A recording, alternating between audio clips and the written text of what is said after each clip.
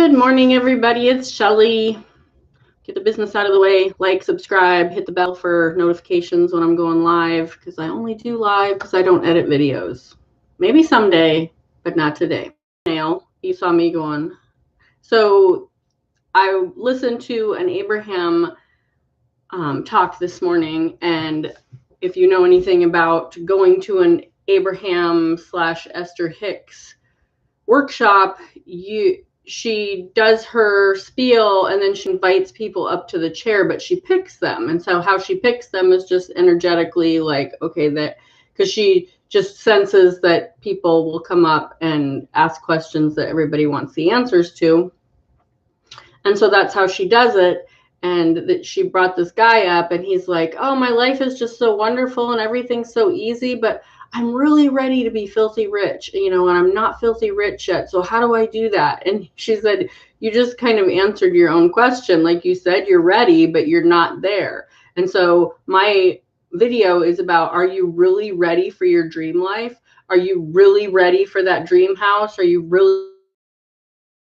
So you have to take all those into account. When I was listening to him talk, I was like, if you're ready to be, and she said, cleanly rich, because saying filthy rich is like you're just putting this negativity on it. If you want to be rich, have it be abundantly rich or lovingly rich or cleanly rich. Like, rich is a good thing. It's not this filthy, gross thing. So you can put that on it first. But if you already have more than enough money to do all of the things that you want to do in this world, you aren't asking how to do it. You're already doing it. And so how do you already do it in the moment? You get to a place where you are already happy with what you have. You're already grateful. And that's where gratitude comes in a huge way.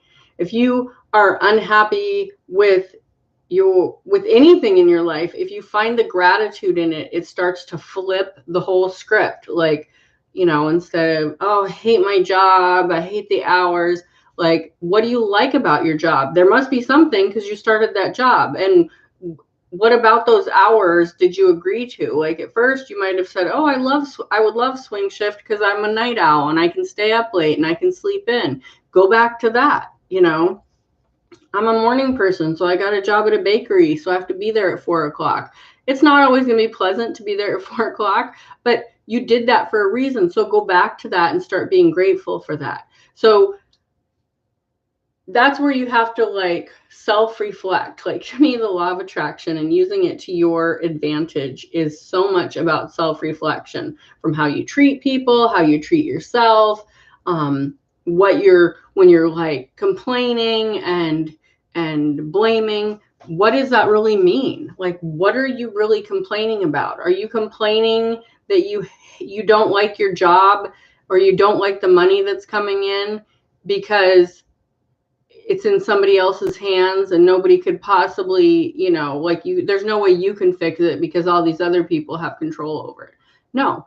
If you are abundant and rich and have more than enough money, it's all on you. I mean, I look at it like I have a ton of time freedom. Part of the reason that I have a ton of time freedom is because my husband goes to work every day and he makes really good money. I recognize that. I thank him for it all the time.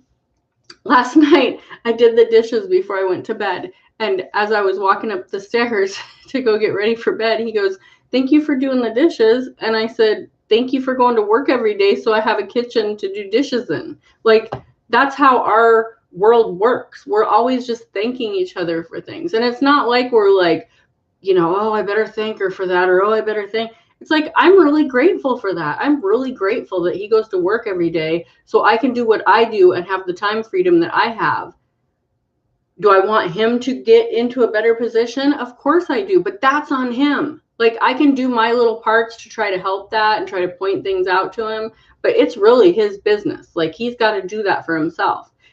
Just the same as if he came to me and said, you know what, I decided you just have to go get a full-time job and you need to start, making a regular income like I am. And, like, I would just be like, whoa, you can't tell me what to do. Like, he could do that. And then we could, decide to go separate ways or whatever.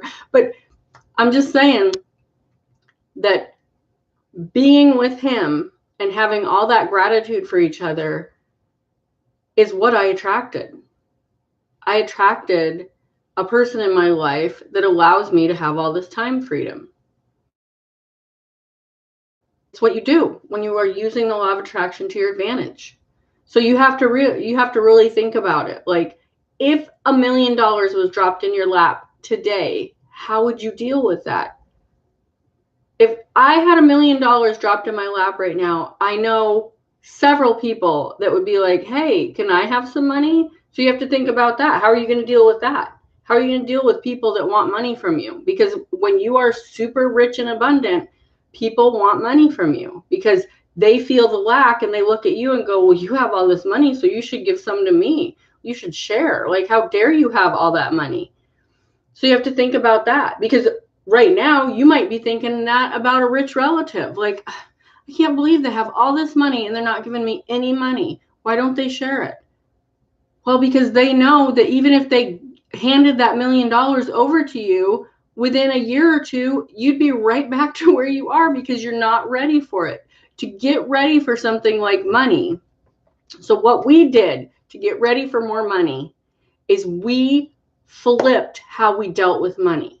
So we had been in this routine where I just put all the bills on him because he had his paycheck and it was his money and he could pay all the bills.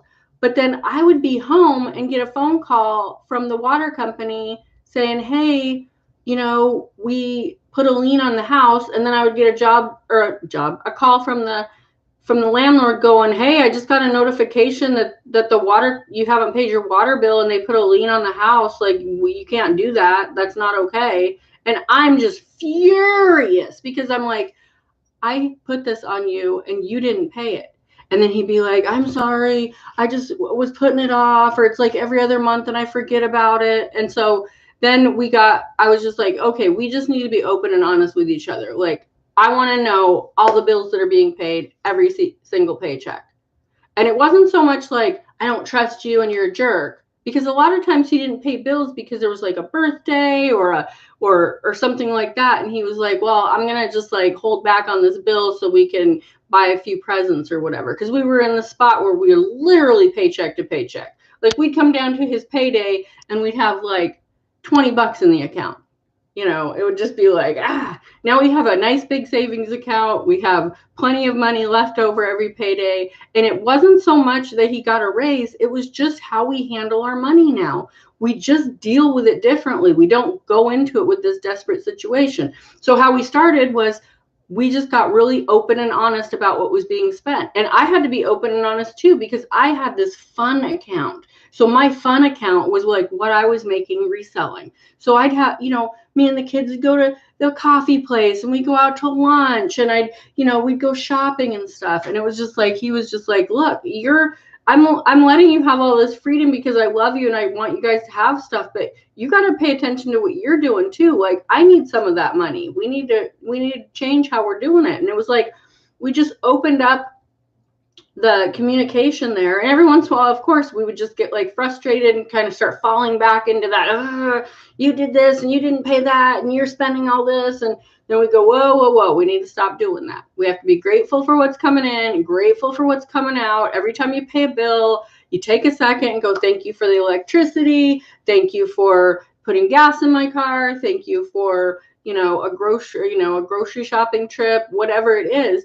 And then it started to snowball. So then I got a PayPal loan that we used a lot for reselling and business, but you can use those PayPal loans for whatever you want. And we also like paid off a few things. So we freed up some monthly money. And so that started rolling. And then, in the midst of all of that, we were told by our old landlords, we need you out in 30 days because we have to move back to the area and we need our house back. And we had just spent all this money on reselling and inventory and paying some stuff off. So we were down to like not having that much of that loan left. And I was just like, oh my God, I can't believe that you're letting me know right now. I wish you would have told me 2 weeks ago when we had some money to move. I don't know how we're going to do this. And so I got so wound up. I got back and how are we going to do this? And there's no way to do this. We're going to end up in an apartment and we're going to have to find a home for the dog. And it's just like, I was just like, I got so wound up in it that I got sick. We had this flu go through our house and it just knocked us all down. And then I called my landlord. I talked to it was husband, wife. I talked to the husband. We're friends. Our kids went to school together and we're friends together and played volleyball together and went to Washington, D.C. on a school trip together. Like, they came over for dinner. We went over there. Like, we knew these people. Okay. So I called him and I just said, look, I don't know how we're going to do this. I just want to let you know that, like, right now we're looking at two options. Either we don't pay our rent for the upcoming, for this month, or we're going to need more time and you're going to have to, like, move in with your parents or something, because I knew they had relatives here. And he said, Shelly, I just want to tell you, and I'm trying not to get emotional. And he's a religious man. I am not, but he just said, everything on our end is going so well. We need to sell one of our cars. It went off without a hitch. I need to sell my boat. We sold it for asking price, no haggling. We're like, everything is just coming together on our end. And I'm just watching you guys struggle so hard. And the reason that everything's coming together so well on our end is because we just know this is the right move. We know it's time for us to go home. We've been, in this area for a couple of years or several years, and we're done with this area and we want to come home. It just feels so right to come home right now. And you have to get to a point in your head, in your emotions, that you have to have faith that the right house will come along. And I was just like, oh my God, like, you are so right. Like, I have just been in this lack, struggle, horrible thinking, and I need to get out of it. We need to get out of it. And I was just like, thank you so much. I so appreciate what you said to me. I went to bed that night and just closed my eyes and started visualizing the perfect situation, the private landlord that didn't make us pay an arm and a leg for a dog deposit because we have a pet and she's amazing. And she, we don't, she's housebroke. She's super housebroke. Like, she's never had an accident. Like, maybe one when I left her home for like 8 hours or something, she peed on the floor, but it was just like, she was so embarrassed and so horrified that she'd done that. But this is what I'm saying. Like, we had such good references. We had been late on our rent one time in 3 years because we messed up the payday schedule. Like, we were good renters and they were going to give us a good reference. So obviously they wanted their house back, but beyond that, we were good renters. And so I just went to bed that night just going, okay, it's going to be great. It's going to be great. And so the next day we were planning on going and looking at some townhomes because we knew that they were dog friendly. They didn't come with a yard. You had to, like, bring your dog out to, like, a dog area to go potty and stuff, but we'll make it work. Like, so, and I'm just like, positive, we're going to do this. We're going to go to some open houses. It's going to be great. We're going to find another rental. So we're driving down this road and we see this little for rent sign, house for rent sign on the corner, but we're headed to this open house. So we try to find this open house at this townhouse village place and we can't find it. And I'm just like, screw it. Like, I tried, but let's go back to that rental sign because it was just a rent sign. We turned on that street. It was a corner house. I'm living in it now.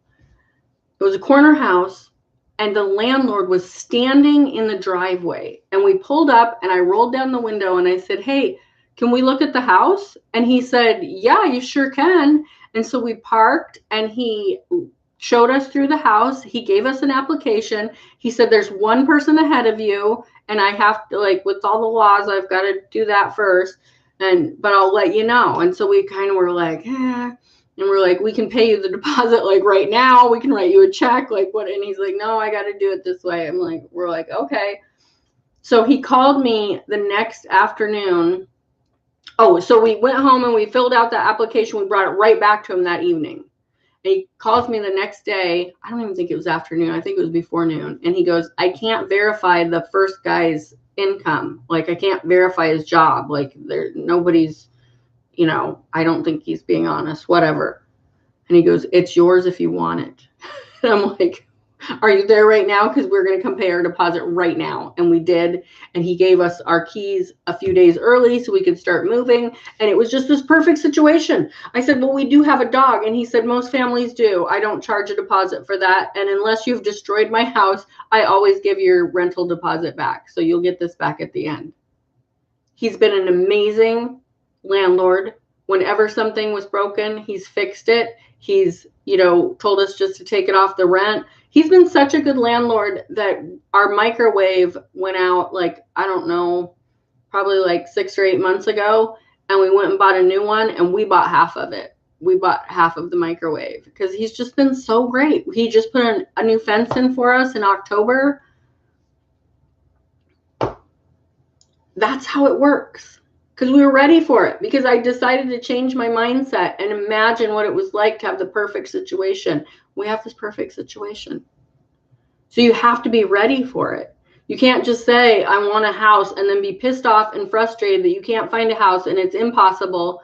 You can't say, I want more money, but then be pissed off because you can't pay your bills. And, every time you get a little extra money, the dog needs shots or the car needs a new tire, and it just always happens like that. You have to be ready. Abundant rich people aren't going, oh no, what am I going to do if the car needs a new tire? They just know they have the money. If the car needs a new tire, they get a new tire. If the car needs a new engine, they get a new engine. If they need to buy another house for some reason, they buy another house. If they, if somebody wants a loan, they decide if that person is worthy of giving a loan to.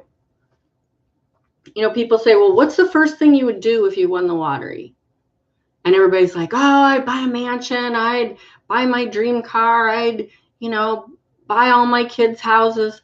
The first thing I would do if I won the lottery, if I looked at my ticket and I realized I just won the jackpot and it was going to be, 2 million or 2 billion, like whatever it would be, the first thing I would do is hire a lawyer and a financial advisor before I even claimed the money. The reason for that is because you can give to other people, but there are gifting taxes. So if you do this with a lawyer and a financial advisor, you can actually allocate some of that money to other people before you even claim the ticket. So you need to go to those financial advisors and those lawyers that know all those laws and get that straightened out before you even go claim the ticket. Don't go claim the ticket and then be like, oh, I'm going to give you $1 million, and I'm going to give you $1 million, and then realize I can't give you guys that because it's like a 40% tax or whatever it is. You can't do that. I mean, you can pay all that and just pay it all to the government and give it back, but think about things like that. Like, how does an abundant, rich person think? Are you thinking like that? If you're not ready to be abundantly rich. I almost said filthy rich because that's what we call it. It's not filthy. It's not gross. It's not icky. It's wonderful. And have gratitude for it and be so happy about it. You're not going to be happy about something that's filthy and dirty and icky. You're going to be happy about something that's clean and abundant and wonderful. So I just thought that was a really interesting point when I listened to Abraham. It's like, number one, it's not filthy rich. It's abundantly, lovingly, happily, cleanly rich. And are you ready for it? If you're ready for it, you're already going to be acting that way. You're already going to be giving to other people, even if it's $1. Even if you only have $1 to spare to give to, You know, you're at the pet store and it says, will you give to the Humane Society or the local shelter? Yeah, I'll give $1. You'll get that dollar tenfold back. And you start paying attention to that, and it's amazing how that happens. For me, it's really easy to track because I'll give $1 at the pet store, and then when I get home, I'll have sold like a $10 or $20 item, and I'm like, there it is. Got it back. That's how it works. So with that, I'm going to go. You guys have a great day. I have a ton of stuff to ship because I've sold so much over the week and the weekend. Excuse me. So have a great day. I will talk to you tomorrow. If there's anything that you want me to talk about, just let me know, and I will talk about that on the law of attraction. So bye.